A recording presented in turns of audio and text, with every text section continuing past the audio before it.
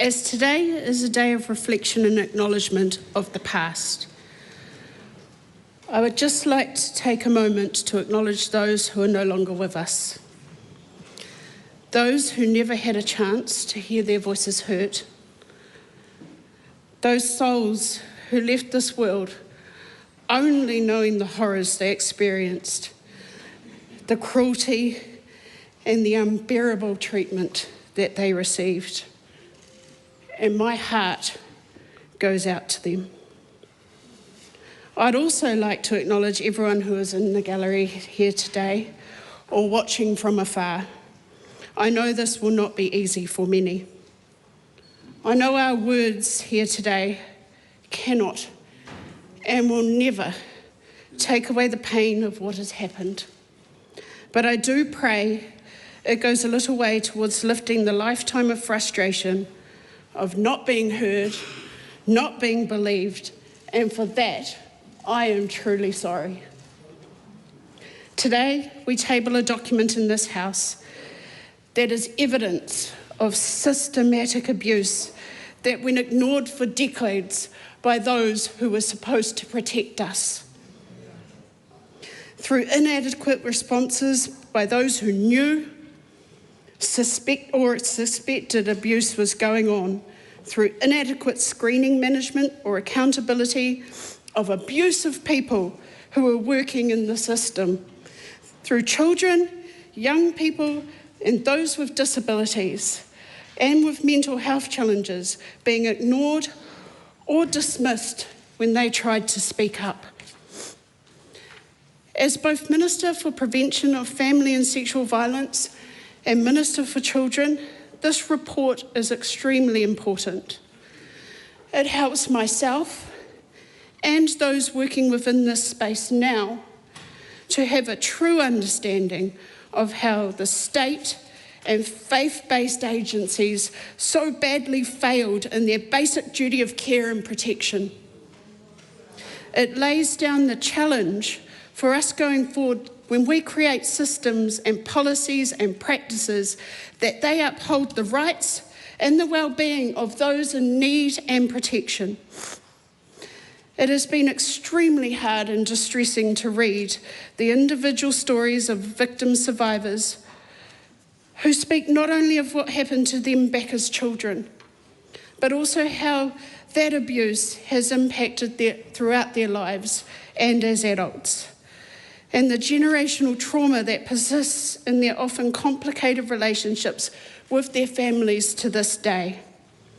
The fact that so many offenders were able to victimise and harm repeatedly for years on end, negatively impacting countless children and their families for generations long past their own lifetimes, is devastating and unacceptable. The ease with which these crimes were committed is horrifying. These perpetrators knew that society was conditioned to not believe young victims. These monsters used their positions of authority both as a weapon and a shield. Children believed that police, government, and other adults who were complicit in the abuse due to the stonewalling of their cries for help, and rightly so. We must take a long, hard look at not only the perpetrators, but those who enabled this abuse to continue for so long by choosing to look the other way. Which is why I cannot express this enough. If you see something, say something. Too many of us have failed and still to this day are failing to do this. There are deep connections between both my portfolios. Many of those in care and the protection system are there due to family violence and sexual violence being part of their everyday lives.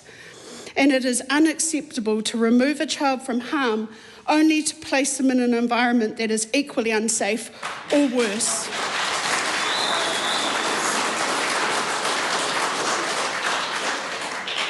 What is important now is that we continue to drive change. I cannot stand here and say with my hand on heart that young people are no longer being hurt in care. But what I can say, and what I should be able to say, is that my expectation is that they will listen, they will be believed, and we will address it immediately. To not do so is unacceptable. I have made my expectations crystal clear that the children's system as a whole needs to work to recognise harm and stop it from happening. We are making changes to address the issues in care and protection system, but there is way more to do, and it is far from perfect. Some of those working to make the change we need to see and are making the real differences are Oranga Tamariki staff who were themselves survivors, who suffered trauma too, and joined the organisation to fight for change from the inside. And I want to acknowledge those people today. We need the care system as a whole for children and for adults across all settings and environments to become increasingly safer for those who need it. We know that children and young people who were put into these environments were often already victims of abuse, harm or trauma, which was only made worse by their new living conditions and the lack of sufficient support and care. Time and time again, the report points out Māori being disproportionately affected, being massively overrepresented in numbers of children and young people taken from their homes and put into state care. No one, regardless of their race, gender, or any other identity, deserves to be in a situation where they are abused and denied basic care. And I am committed to doing everything within my power to ensure that no child or young person in New Zealand suffers abuse in state or faith-based care. I want capable workforces who respect those that they work with, social norms that respect everyone, and systems that respond appropriately when we don't. Events at residences such as Apuni were appalling. This has been the driving force for me, focusing on ensuring that residences of today are the best that they can be. The severity of what these children went through, repeatedly referred to as hell on earth. Their time in state or faith-based care included stories of electric shocks, injections as punishment, physical and sexual abuse, extended solitary confinement, emotional and psychological abuse, not to mention the continuous racism, ableism, and homophobia. According to the definition outlined by the Solicitor General, the children who were sent to Lake Alice went through torture.